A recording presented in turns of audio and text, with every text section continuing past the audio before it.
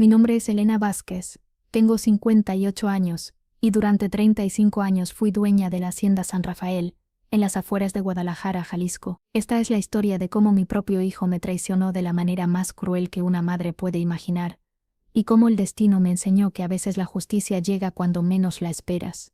Todo comenzó un martes de octubre. El aire estaba fresco esa mañana, típico de esa época del año en Jalisco. Yo estaba en la cocina de la hacienda, preparando café de olla como todas las mañanas, cuando escuché el ruido del carro de mi hijo Roberto llegando por el camino de tierra. El sol apenas se asomaba entre los mezquites, y las vacas pastaban tranquilas en los potreros.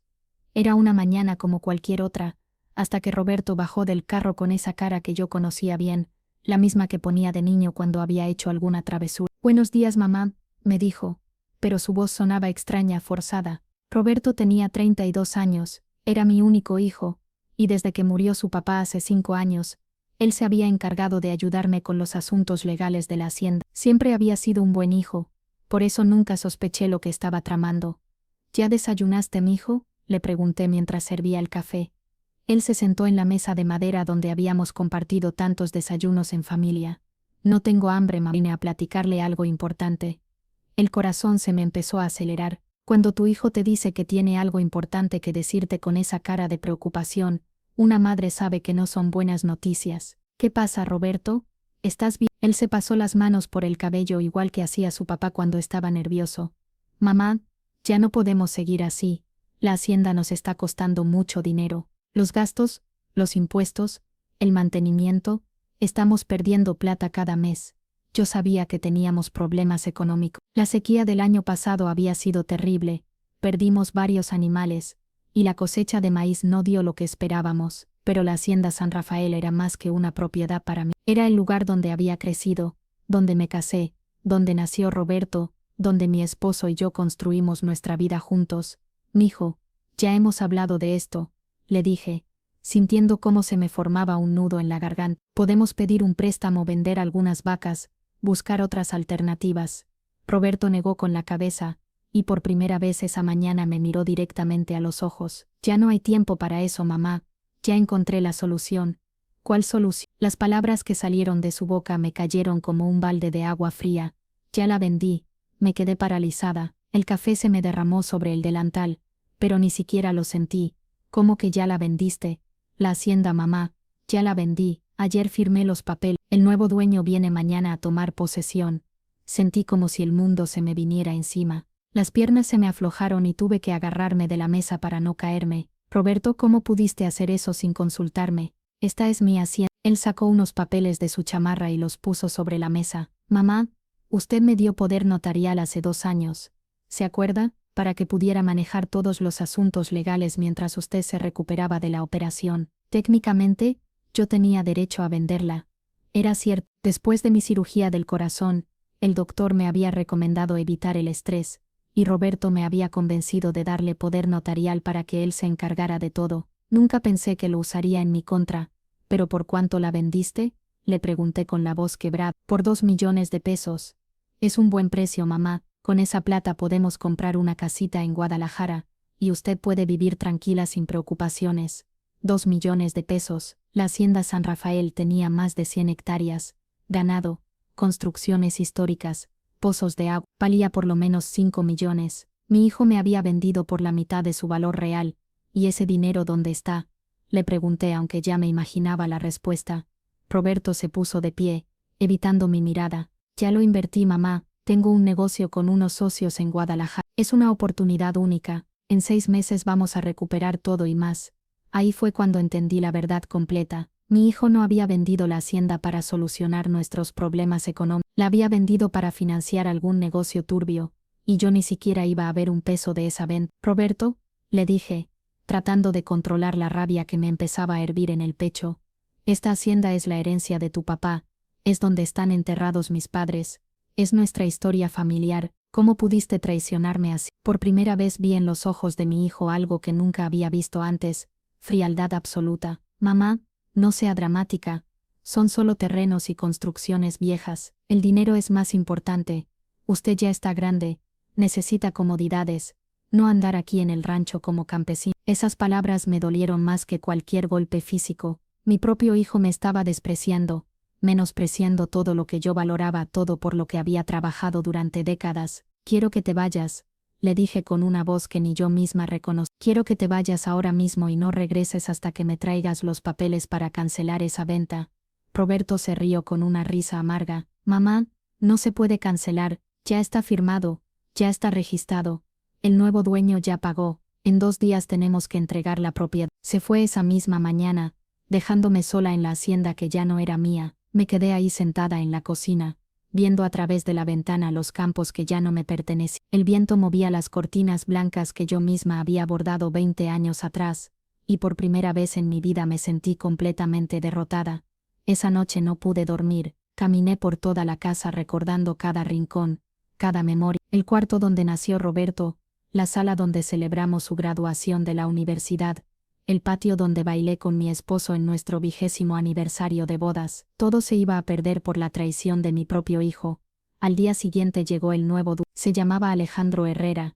Era un hombre de unos 40 años, bien vestido, que venía acompañado de su esposa y 2 hijos pequeños. Parecía buena gente, pero eso no hacía menos dolorosa la situación. Señora Elena, me dijo con respeto, lamento mucho las circunstancias. Su hijo me explicó que usted estaba de acuerdo con la venta, pero veo en sus ojos que no es así.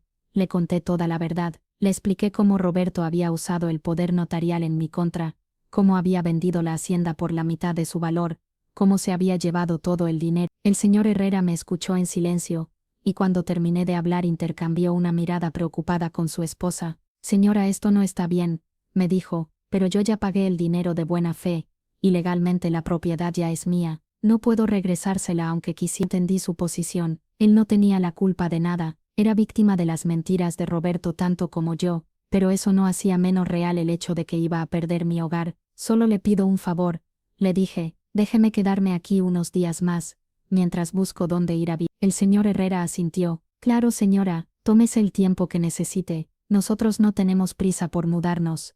Durante los siguientes días traté de contactar a Roberto, pero tenía el teléfono apagado. Fui a su departamento en Guadalajara, pero los vecinos me dijeron que no lo habían visto. Era como si se hubiera desaparecido de la faz de la tierra.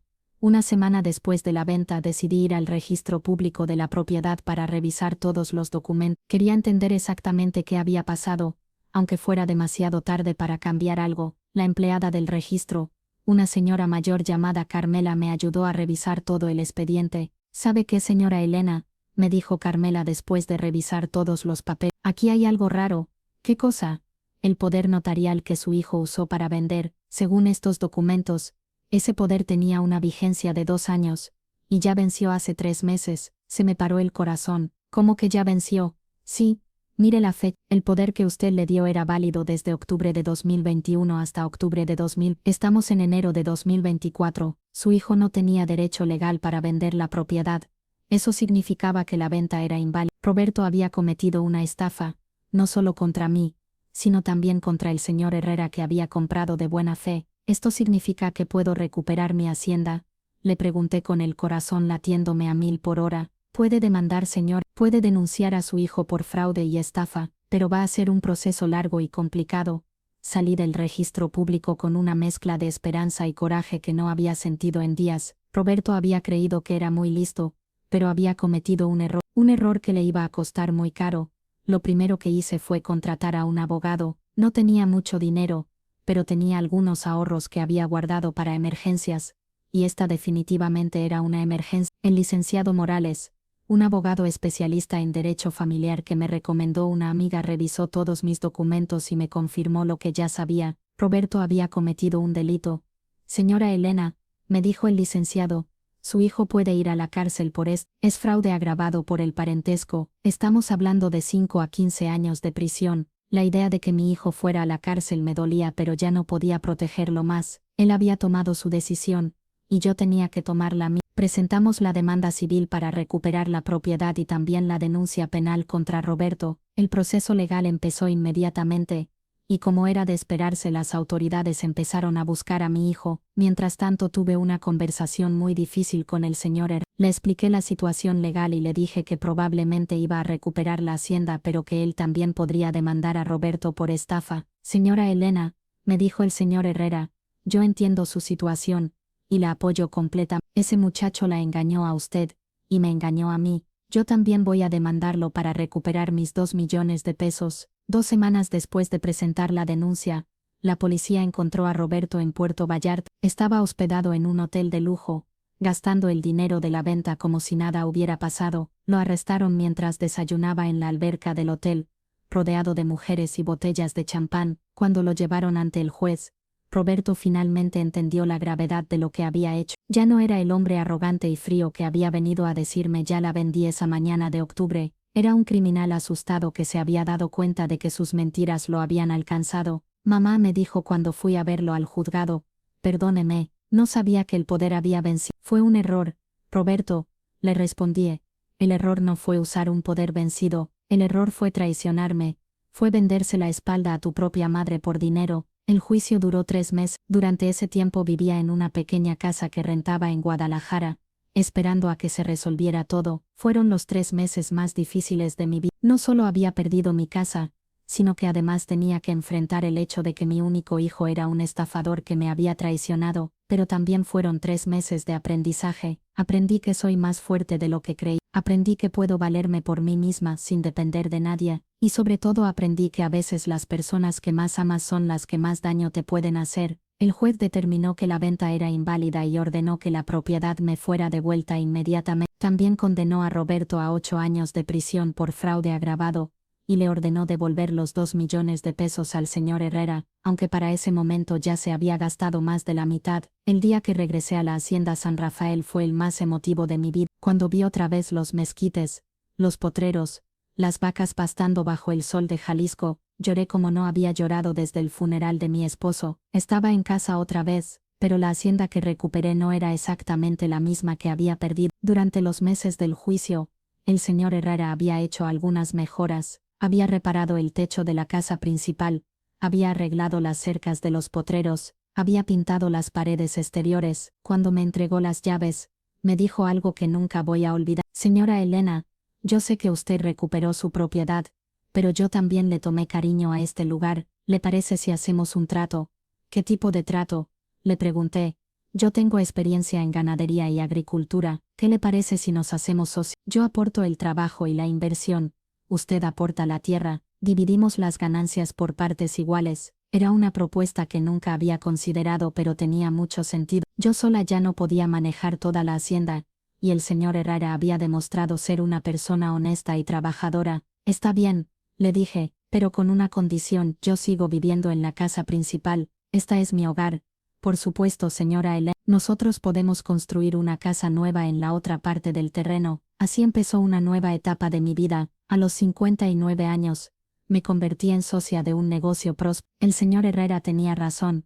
Él sabía mucho de ganadería moderna, y juntos empezamos a hacer cambios que mejoraron mucho la productividad de la hacienda. Introdujimos nuevas razas de ganado, mejoramos los sistemas de riego, diversificamos los cultivos. En menos de un año, la hacienda San Rafael estaba generando más dinero del que había generado en toda su historia. Roberto cumplió 4 años de los 8 que le habían dado de sentencia. Salió por buena conducta, pero cuando vino a buscarme, ya no era el mismo hombre que me había traicionado. La cárcel lo había cambiado, estaba más delgado, más callado, y en sus ojos ya no había esa frialdad que me había lastimado tanto. Mamá me dijo la tarde que llegó a la hacienda: vengo a pedirle perdón, sé que no merezco su perdón, pero necesito que sepa que me arrepiento de todo lo que hice. Lo miré por largo rato, seguía siendo mi hijo, pero ya no confiaba en él como antes. Roberto, te perdono porque eres mi hijo y porque el rencor no me sirve de nada, pero las cosas ya no pueden ser como antes. Lo entiendo, mamá. Si quieres quedarte puedes trabajar en la hacienda, pero como empleado, no como dueño, y vas a tener que ganarte mi confianza otra vez, día a día. Roberto aceptó las condiciones. Durante los siguientes 2 años trabajó duro, sin quejarse, sin pedir privilegios. Poco a poco empezó a recuperar algo de mi confianza, aunque nunca volvió a ser la misma de antes. Hoy, 5 años después de todo lo que pasó, la hacienda San Rafael es un negocio próspero que da trabajo a 20 familias de la región. El señor Herrera y yo seguimos siendo socios, y su familia se ha convertido casi como en mi familia adoptiva. Sus hijos me dicen abuela, y su esposa me ayuda con las tareas de la casa. Roberto vive en una casita pequeña que construimos en la parte trasera de la propiedad, trabaja como capataz y administra el ganado. Ha demostrado ser buen trabajador, y creo que verdaderamente se arrepiente de lo que hizo, pero nuestra relación nunca volvió a ser la misma. El daño que me hizo fue demasiado profundo. A veces, en las tardes, cuando el sol se pone detrás de los cerros de Jalisco y las vacas regresan solas a los corrales, me siento en el portal de la casa y pienso en todo lo que he vivido. Perdí a mi hijo de la manera más dolorosa posible, pero encontré una nueva familia. Perdí mi inocencia y mi confianza ciega, pero gané fortaleza y sabiduría. La traición de Roberto me enseñó que no puedes confiar en nadie completamente, ni siquiera en tu propia sangre, pero también me enseñó que soy capaz de luchar por lo que es mío, que puedo valerme sola, y que siempre hay una segunda oportunidad para empezar de nuevo. Cuando mi hijo me dijo, ya la vendí, con esa frialdad en la voz, pensé que mi mundo se había acabado. No imaginaba que esa traición me iba a llevar a descubrir una versión de mí misma que no conocía, una mujer fuerte e independiente, capaz de perdonar pero no de olvidar, capaz de amar pero también de poner límites. La hacienda San Rafael sigue ahí, bajo el mismo cielo azul de Jalisco, con los mismos mezquites y los mismos cerros en el horizonte, pero yo ya no soy la misma mujer que servía café de olla esa mañana de octubre. Soy una mujer que aprendió que a veces hay que perderlo todo para encontrar lo que realmente vale la pena, y si hay algo que he aprendido en estos años, es que la familia no siempre es la sangre. A veces la familia es la gente que elige quedarse a tu lado cuando todo se pone difícil, la gente que te respeta y te valora por quien eres. En mi caso, mi verdadera familia ahora son los Herrera y todos los trabajadores de la hacienda que me han demostrado lealtad y cariño genuino. Roberto sigue siendo mi hijo y siempre lo será, pero ya no es mi familia en el sentido profundo de la palabra. Él tomó su decisión aquella mañana cuando me dijo ya la vendí sin importarle mis sentimientos. Yo tomé la mía cuando decidí luchar por recuperar lo que era mío y no dejarme vencer por su traición. Hoy, a los 64 años, puedo decir que soy una mujer plena. Tengo mi casa, mi trabajo, mi nueva familia, mi dignidad intacta. No tengo la relación con mi hijo que siempre soñé tener, pero tengo algo mejor. Tengo paz conmigo misma y la satisfacción de saber que cuando me tocó enfrentar la peor traición de mi vida, no me dejé vencer. Si esta historia te tocó, dale like, comparte, suscríbete al canal y no te pierdas las otras historias que preparamos con el corazón para ti.